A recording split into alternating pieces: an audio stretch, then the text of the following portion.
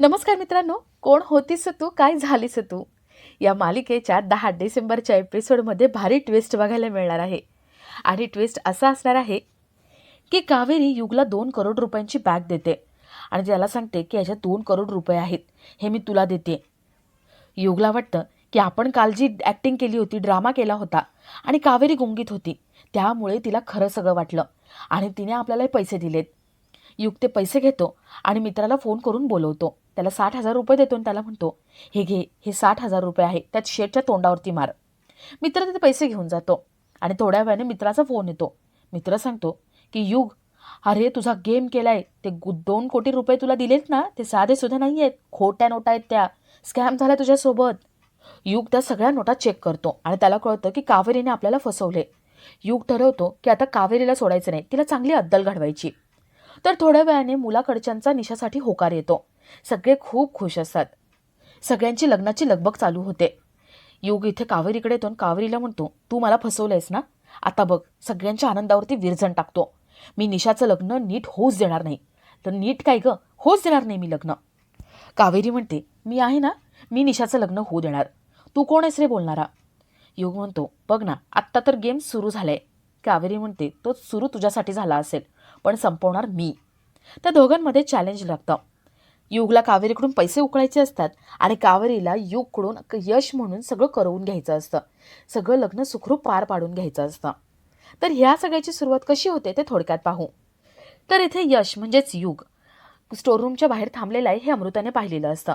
अमृता आतमध्ये जाते आणि सगळ्यांना घरातल्यांना बोलवून तिथे घेऊन येते. यश विचारतो, मा तू इथे काय करतेस? सुलक्षणा म्हणते, आमचं सोड रे, तू इथे काय करतोयस एवढ्या रात्री? आणि ही अमृता, ही काय बोलते बघ. यश विचारतो, काय झाले, काय बोलतेय? अमृता, काय झाले?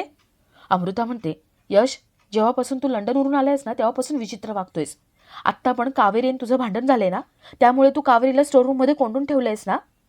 यश म्हणतो, नाही, असं काही झालेलं नाहीये. मी अमृता मगाशीच तुला सांगितलंय. अगं स्टोररूममध्ये जंगली मांजर आहे आणि त्यासाठी मी इथे थांबलो होतो. त्या मांजरीला पळवून लावायचंय. अमृता म्हणते, माझा विश्वास नाहीये. अमृता यशला बाजूला करते आणि ती दरवाजा उघडून आतमध्ये बघते. आतमध्ये तिला वाटतं की कावेरी असेल, पण तिथे कोणीच नसतं. आणि तेवढ्यात तिथे कावेरी येते. कावेरी हातामध्ये ग्लास घेऊन तिथे मागच्या बाजूने येते. सगळे तिच्याकडे बघत राहतात आणि सगळ्यांना वाटतं की अमृता खोटं बोलते.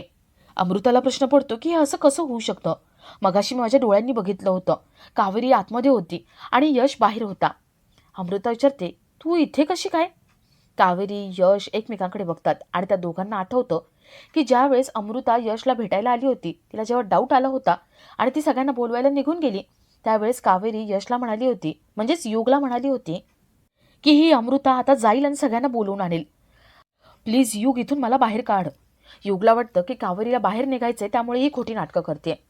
कावेरी त्याला प्रॉमिस देते की जर मी सांगते तसं झालं नाही तर मी 2 रात्री स्टोर रूममध्ये काढेल आणि मी म्हणते तसं झालं तर मी 1 रात्रसुद्धा काढणार नाही. युगला वाटतं की हा चांगला चान्स आहे. आपण कावेरीला 2 दिवस स्टोर रूममध्ये कोंडून ठेवू शकतो, तिला शिक्षा देऊ शकतो. युग कावेरीला बाहेर काढतो आणि कावेरी किचनमध्ये धावत जाते आणि थोड्या वेळाने अमृता सगळ्यांना इथे घेऊन येते. अमृता कावेरीला म्हणते, कावेरी, खरं खरं सांग, यशने तुला कोंडलं होतं ना, तो तुला त्रास देतोय ना? अगं लंडनहून आल्यापासून खूप विचित्र वागतोय, हो ना कावेरी? कावेरी म्हणते, नाही, उलट यश माझ्याशी खूप प्रेमाने वागायला लागलाय. अमृता, तुलाच काहीतरी दिसते, तुलाच खूप चुकीचं दिसते. सुलक्षणा अमृताला ओरडते. सुलक्षणा म्हणते, अमृता, खोटारडेपणा बंद कर आता. या दोघांच्या नात्यामध्ये दुरावा यावं म्हणून मी हे सगळं करतेस ना तू? तुला या दोघांचं नातं बघवलं जात नाही ना, म्हणून सगळं चाललंय ना? अमृता, एक लक्षात ठेव, यापुढे तू काही जरी बोललीस ना तरी आम्ही विश्वास ठेवणार नाही. सुलक्षणा कावेरीकडे बघते. कावेरीच्या हातामध्ये ग्लास असतो. कावेरीला ती विचारते, कावेरी, या ग्लासमध्ये काय आहे? कावेरी म्हणते, मा, अहो यशच्या पोटामध्ये गॅस झाला होता, मला खूप काळजी वाटत होती आणि त्यासाठी त्यांच्यासाठी हा काढा बनवून आणलाय. सुलक्षणा विचारते, या काढ्यामध्ये काय आहे? कावेरी म्हणते, काही नाही, कारलं, कडुलिंब आणि आवळा, त्याचा काढा बनवून आणलाय.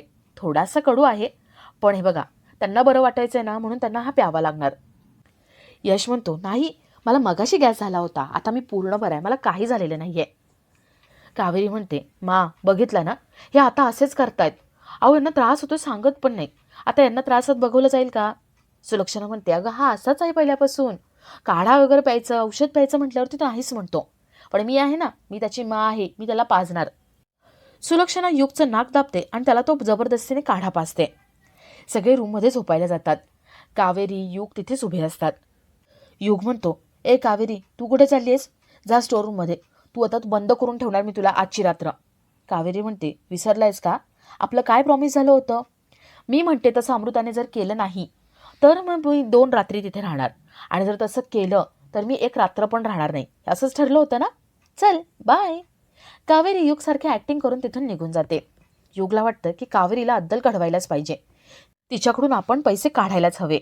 युग थोडा विचार करतो आणि कावेरीच्या मागे तिच्या रूमपर्यंत जातो. तर इथे कावेरी रूममध्ये येते. रूमचा दरवाजा लावून ती झोपी जाते. युग खिडकीतून आतमध्ये येतो. कावेरी गाढ झोपली याची तो खात्री करतो आणि पाण्यामध्ये कसली तरी पावडर टाकतो. थोडीशी गुंगीची पावडर असते ती तो टाकतो आणि पुन्हा खिडकीतून बाहेर जाऊन बसतो. युग बाहेरून कावेरीला बघत असतो. कावेरी कधी ते पाणी पिते असं त्याला झालेलं असतं. कावेरीला खोकला लागतो आणि ती ते पाणी पिते. कावेरीला थोड्या वेळाने गुंगी येते. युग मुद्दाम दाराचे इथे एक बल्ब लावतो आणि दारात पंखा ठेवतो, जेणेकरून पडदे उडतील आणि युगचा चेहरा कावेरीला स्पष्टपणे दिसणार नाही. त्या लाईटमुळे त्याचा चेहरा नीट दिसणार नाही. युग आतमध्ये येतो आणि यशची ॲक्टिंग करतो. तो कावेरीला म्हणतो, कावेरी, बरं वाटतंय ना तुम्हाला? बऱ्या आहात ना तुम्ही? कावेरीला वाटतं की हो, खरंच यश आलंय. कावेरी रडायला लागते. यश आपल्यासोबत नाहीये म्हणून तिला किती त्रास होतोय, त्याची किती आठवण येते हे सांगतंय. यश बनून आलेला युग स्वतःचंच कौतुक करतो आणि युग चांगला आहे, त्याची मदत घे, त्याच्या ॲक्टिंगचा फायदा करून घे, त्याला घरात राहू देत, सगळ्यांचं भलं होईल या सगळ्यांनी, तू टेन्शन घेऊ नको, त्याला त्याचे पैसे दे आणि त्याच्याकडून काम करून घे असं सगळं सांगतो. कावेरी म्हणते, चालेल, मी लगेच उठते आणि पैसे देते. युग म्हणतो, आत्ता पैसे देऊ नको, आत्ता झोप तू आणि उद्या पैसे दे. कावेरी म्हणते, यश, माझं तुमच्यावर खूप प्रेम आहे, मी तुम्हाला खूप मिस करते, आय लव्ह यू. युग कावेरीला आय लव्ह यू बोलू शकत नाही, तो फक्त मी टू म्हणतो. कावेरी झोपी जाते आणि युगला वाटतं, चला, आपण कावेरीला बाटलीत उतरवलंय. युग खुश होतो आणि नाचत बाहेर जातो. तो सगळा सेटअप उचलून ठेवतो. तर दुसऱ्या दिवशी सुलक्षणा युगला आपल्याकडे बोलवून घेते. युग तिथे तो विचारतो, मा, काय झाले? सुलक्षणा म्हणते, मला काहीतरी बोलायचं होतं. अरे, निशाशी एकदा लग्नाबद्दल बोलून घे ना. म्हणजे ती आमच्याशी बोलत नाही रे, पण तुझ्याशी नक्कीच बोलेल. तिला लग्न कसं करायचंय, कुठे करायचंय, लग्नासाठी ती खुश तर आहे ना, सगळं जाणून घे. यश म्हणतो, हो मा, मी बोलून घेईन. सुलक्षणा विचारते, आणि तुला पण काहीतरी बोलायचं होतं ना, काय झाले? काही सांगायचंय का? युग विचार करतो की आता सांगू की नको, ही योग्य वेळ आहे की नाही. तो टेन्शनमध्ये असतो आणि आपला आजचा हा भाग इथेच संपतो. तर मालिकेच्या 10 डिसेंबरच्या एपिसोडमध्ये कावेरीने युगला फसवले, त्याला पैसे दिले पण ते खोट्या नोटा होत्या, म्हणून युग ठरवतो की आता कावेरीला अद्दल घडवायची. आता असं काहीतरी करायचं की जेणेकरून कावेरी आपल्या हातामध्ये 2 करोड रुपये ठेवणारच. थोड्या वेळाने मुलाकडच्यांचा होकार येतो. घरामध्ये आनंदाचं वातावरण असतं आणि युग कावेरीला सांगतो की हे लग्न मी लावू देणार नाही. कावेरी ठरवते की हे लग्न मी लावणार. दोघं एकमेकांना चॅलेंज देतात. आता हे चॅलेंज कोण जिंकतंय हे बघण्यासारखं असेल.